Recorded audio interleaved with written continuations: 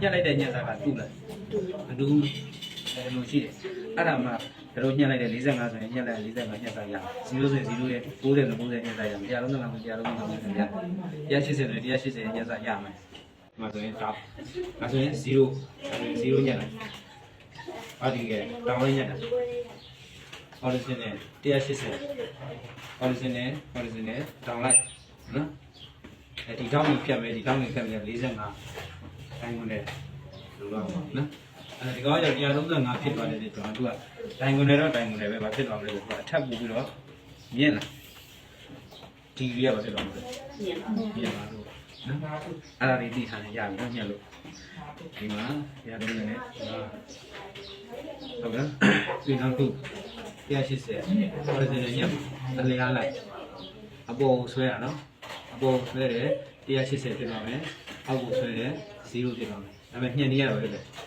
တူတယ်အပေါ်ဆွဲပြီးညှက်တာနဲ့အောက်မှာဆွဲပြီးညှက်တာနဲ့မတူဘူးအောက်ကိုဆွဲပြီးချတာကစပြန်အောက်ကိုချမှာဖြစ်တဲ့အတွက်ကြောင့်သူက0ပဲရ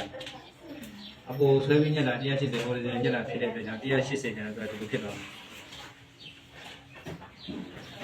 ပို့ပြီးတော့ထပ်နေတယ်နော်သူကဒီအပေါ်ကစပင်နဲ့ဒီထိတ်ကစပင်ရောဒီထိတ်ကစပင်ရောအကုန်လုံးပေါ်ဆွဲမှာလေဟုတ်မလား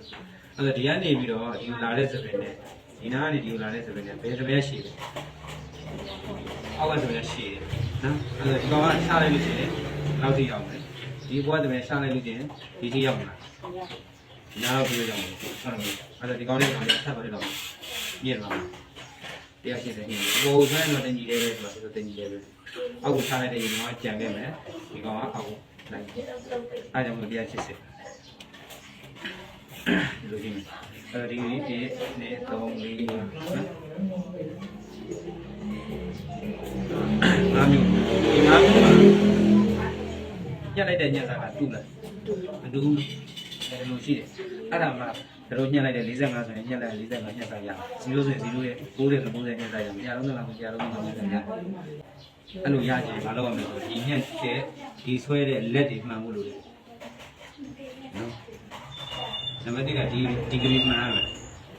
နံပါတ်2ကဒီဆွဲတဲ့လက်မှန်ရမယ်ဟုတ်ကဲ့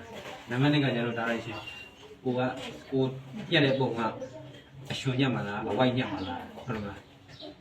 အဲ့ဒါလည်းဒါရှင်လည်းမှန်ရမယ်ဆွဲပေါက်ကြောင်းပေါ့နော်အဲ့ဒါလည်းမှန်ရမယ်